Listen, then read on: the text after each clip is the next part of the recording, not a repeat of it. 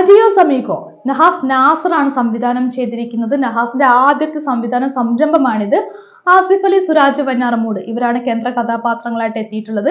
നഹാസ് എന്ന് പറയുന്നത് നമ്മുടെ തല്ലുമാല സിനിമയുടെ അസോസിയേറ്റ് ഡയറക്ടർ ആയിരുന്നു. മാത്രമല്ല ആസിഫ് അലിയെ സംബന്ധിച്ചിടത്തോളം ആണെങ്കിൽ ഒരു 3-4 ആഴ്ചകൾക്ക് മുൻപ് എന്ന് പറയുന്നത് പോലെ ആസിഫിന്റെ കിടിലൻ ഒരു സിനിമ റിലീസ് ചെയ്തിട്ടുണ്ടായിരുന്നു. ലെവൽ ക്രോസ് എന്നാണ് പേര്.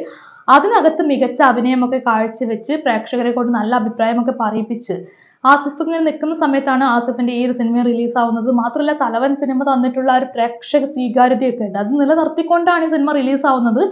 സോ സിനിമയെക്കുറിച്ച് പ്രേക്ഷകർക്ക് പ്രതീക്ഷിക്കാനുള്ള ഒരുപാട് വകുപ്പുകൾ ഈ ഒരു കാരണം കൊണ്ട് തന്നെ ഉണ്ടായിരുന്നു. അതേപോലെ തന്നെ ടെക്നീഷ്യൻസിന്റെ കാര്യത്തിലാണെങ്കിലും സുരാജ് വെഞ്ഞാറമൂട് കോമഡി ട്രാക്കിലേക്ക് വീണ്ടും തിരിച്ചു വരുന്നു എന്നുള്ള പ്രതീക്ഷയ്ക്കായിട്ടാണ് സിനിമ വന്നിട്ടുള്ളത്. അങ്ങനെ സിനിമയൊക്കെ കാണാൻ പോയി. പക്ഷെ സിനിമ കാണാൻ പോയപ്പം എനിക്ക് പേഴ്സണലി ഭയങ്കരമായ നിരാശയാണ് തന്നിട്ടുള്ളത്.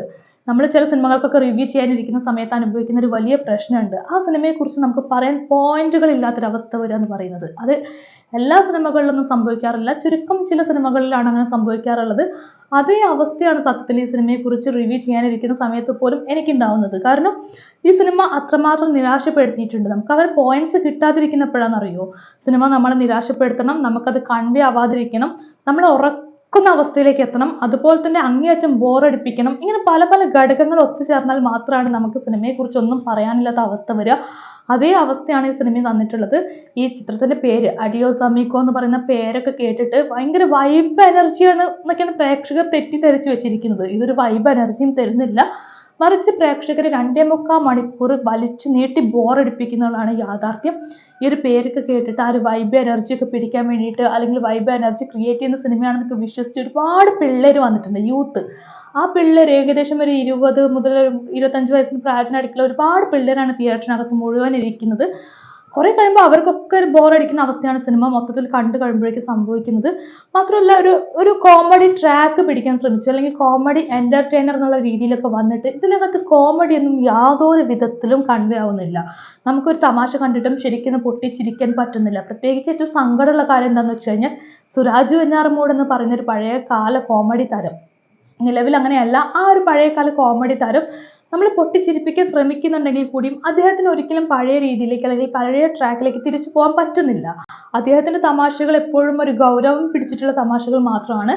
അപ്പം പഴയകാല സുരാജ് വെഞ്ഞാറമൂടിനെയോ അല്ലെങ്കിൽ സുരാജിന്റെ അത്തരം തമാശകളോ നമുക്ക് തിരിച്ചു കിട്ടുമെന്ന് ചോദിച്ചു കഴിഞ്ഞാൽ നിലവിൽ ഈ സിനിമ കൂടി കണ്ടപ്പോൾ എനിക്ക് തോന്നിയിട്ടുള്ളത് അത് കിട്ടാൻ വലിയ പ്രയാസമാണെന്നാണ്. അത് ആ ഒരു ട്രാക്കിലേക്ക് സുരാജ് എത്താൻ നല്ലപോലെ ബുദ്ധിമുട്ടേണ്ടിയിരിക്കും, അല്ലെങ്കിൽ ആ ട്രാക്കിലേക്ക് സുരാജിനെ എത്താൻ അത്ര എളുപ്പമല്ല എന്നാണ് ഞാൻ മനസ്സിലാക്കിയിട്ടുള്ളത്. പിന്നെ ആസിഫ് അലിയെ കുറിച്ച് പറയുകയാണെങ്കിൽ ആസിഫ് അലി എന്ന് പറയുന്ന നടൻ അനുരാഗ കരിക്കിന് വെള്ളം, ഹണീബി പോലുള്ള സിനിമകളിലേക്ക് ഓർമ്മിപ്പിക്കുന്ന വിധത്തിലാണ് സിനിമയുടെ തുടക്കം മുതൽ നമ്മുടെ മുമ്പിലേക്ക് എത്തുന്നത്. പക്ഷേ 20 മിനിറ്റ് അങ്ങ് കഴിയുമ്പോഴേക്കും സിനിമയുടെ ബോറടിപ്പിക്കൽ കാരണം ആ കഥാപാത്രത്തിൽ നിന്നും പ്രേക്ഷകരും അങ്ങ് അകന്നു പോകുന്നൊരവസ്ഥയാണ്.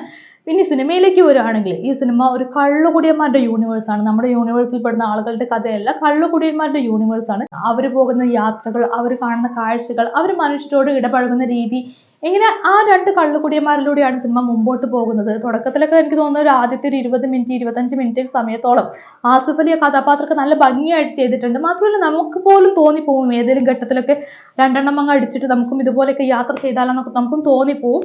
അത്തരത്തിൽ അത് 2 പേര് നല്ല രീതിയിൽ അത് അഭിനയിച്ചിട്ടുണ്ട്, അല്ലെങ്കിൽ ആ 2 പേരുടെ യാത്ര എന്ന് പറയുന്നത് അതുപോലെ കാണിച്ചിട്ടുണ്ട്. പിന്നെ അവിടെ നിന്ന് അങ്ങോട്ടാണ് നമുക്ക് ഈ പറയുന്ന കഥയില്ലായ്മ അനുഭവപ്പെടുന്നത്. സിനിമ തുടക്കം കണ്ടവർക്ക് കൃത്യമായിട്ട് അറിയാം സിനിമയുടെ അവസാനം എന്ത് സംഭവിക്കുന്നുള്ളത്. ആ ഒരു മുൻവിധിയെ യാതൊരു വിധത്തിലും തകർക്കാത്ത രീതിയിൽ തന്നെയാണ് സിനിമ അവസാനിപ്പിച്ചിരിക്കുന്നതും. അതായത് പ്രേക്ഷകർ എന്ത് മനസ്സിലാക്കിയോ അല്ലെങ്കിൽ എന്ത് പ്രതീക്ഷിച്ചോ അതുപോലെ തന്നെ സിനിമ അവസാനിപ്പിച്ചു. ഈ അവസാനിപ്പിക്കുന്നത് വരേക്കും ഒരു ട്രാവലിംഗ് മൂഡാണ് പിടിച്ചിരിക്കുന്നത്.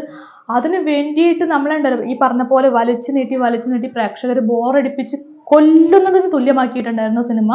പിന്നെ സിനിമയുടെ കഥാപാത്രങ്ങളെ കുറിച്ചൊക്കെ മറ്റു പറയുകയാണെങ്കിൽ ഷൈൻ ടോം ചാക്കോ ഇതിനകത്തൊരു കഥാപാത്രം ചെയ്തിട്ടുണ്ട്. എനിക്ക് തോന്നുന്നു ഷൈൻ ടോം ചാക്കോ ഈ അടുത്ത കാലത്ത് ചെയ്തതിൽ ഏറ്റവും മികച്ച കഥാപാത്രം, അല്ലെങ്കിൽ ഷൈൻ ടോമിന്റെ ആ ഒരു പ്രകൃതവുമായി ചേർന്ന് നിൽക്കുന്ന ഒരു കഥാപാത്രമാണ് ഇത് എന്നാണ്. ഒരു ചൊറിയൻ ക്യാരക്ടറാണ്. അതുപോലെ തന്നെയാണ് ഇതിനകത്ത് അനിക ഒരു കഥാപാത്രം ചെയ്തിട്ടുണ്ട്. സിനിമയ്ക്കകത്ത് കുറച്ചെങ്കിലും കൊള്ളാമെന്ന് തോന്നിയ ചില ഭാഗങ്ങളായിരുന്നു അനികയുടെ ഒരു കഥാപാത്രം എന്ന് പറയുന്നത്. പക്ഷെ അതിനൊന്നും ഇതിനകത്ത് വലിയ പ്രസക്തിയൊന്നും ഇല്ല എന്നുള്ളതും വേറെ കാര്യമാണ്. പിന്നെ സിനിമയ്ക്കകത്ത് പാട്ടിന്റെ കാര്യം പറയുകയാണെങ്കിൽ ജെക്സ് ബിജോയും ഗോപി സുന്ദർ 2 പേരുമാണ് ഗാനങ്ങൾ ചെയ്തിരിക്കുന്നത്. ആ 2 പേർ ഗാനങ്ങൾ ചെയ്തു എന്നുള്ളതിന്റെ യാതൊരു ഇമ്പാക്റ്റും ഇതിനകത്ത് ഉണ്ടാക്കാൻ പറ്റിയിട്ടില്ല.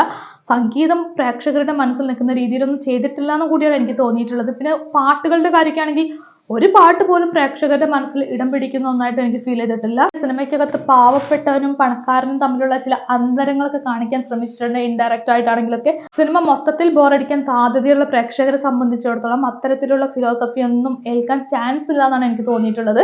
പിന്നെ സിനിമയുടെ സ്ക്രിപ്റ്റിനെ കുറിച്ച് പറയുകയാണെങ്കിൽ തങ്കമാണ് ഈ സിനിമയുടെ സ്ക്രിപ്റ്റ് എഴുതിയിരിക്കുന്നത്. കെട്ടിയോളാണ് എൻ്റെ മാലാഖ എന്ന സിനിമയ്ക്ക് ശേഷമാണ് തങ്കം ഒരു സ്ക്രിപ്റ്റ് എഴുതുന്നത്. തൊട്ട് മുൻപത്തെ സിനിമ, ആ സിനിമ ഒരുപാട് നല്ല രീതിയിൽ അഭിപ്രായങ്ങൾ നേടിയത് കൊണ്ട് തന്നെ ഈ ഒരു സിനിമയിലും കുറെ കൂടി പ്രേക്ഷകർ പ്രതീക്ഷിച്ചിരുന്നു. പക്ഷെ തങ്കത്തിന്റെ ഈ ഒരു സ്ക്രിപ്റ്റ് മൊത്തത്തിൽ പാളിപ്പോയി എന്നാണ് തോന്നുന്നത്.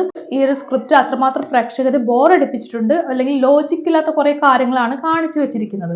പിന്നെ ജിംഷി ഖാലിദാണ് ചിത്രത്തിന്റെ DOP ആയിട്ട് വർക്ക് ചെയ്തിരിക്കുന്നത്. ഈ സിനിമയ്ക്കകത്ത് ഛായാഗ്രഹണം കൊണ്ട് വലിയ മാറ്റങ്ങൾ സംഭവിച്ചു, അല്ലെങ്കിൽ സിനിമയ്ക്ക് വലിയ രീതിയിൽ അത് ഭയങ്കരമായ രീതിയിൽ ഇൻഫ്ലുവൻസ് ചെയ്തു എന്നൊന്നും എനിക്ക് തോന്നുന്നില്ല. വളരെ നോർമൽ ആയിട്ടുള്ളൊരു മേക്കിംഗ് ആയിട്ടാണ് DOP ആണെങ്കിൽ വളരെ നോർമൽ ആയിട്ടുള്ളൊരു മേക്കിംഗ് ആയിട്ടാണ് എനിക്ക് ഫീൽ ചെയ്യുന്നത്. സോ സിനിമയെ കുറിച്ച് മൊത്തത്തിൽ പറയുകയാണെങ്കിൽ പഴയ സുരാജ് തിരിച്ചു വന്നിട്ടില്ല, ആസിഫ് അലിയുടെ കോമഡി വർക്കായിട്ടില്ല, സിനിമ മൊത്തത്തിൽ വർക്കായിട്ടില്ല. സിനിമ നല്ല രീതിയിൽ നിരാശപ്പെടുത്തിയിട്ടുണ്ട്. അതുകൊണ്ട് ഒരു വൈബ് എനർജി പ്രതീക്ഷിച്ച് പോകുന്ന പ്രേക്ഷകരെ സംബന്ധിച്ചിടത്തോളം ഈ സിനിമ കുറെ അധികം നിരാശപ്പെടുത്താനുള്ള സാധ്യത കൂടുതലാണ്.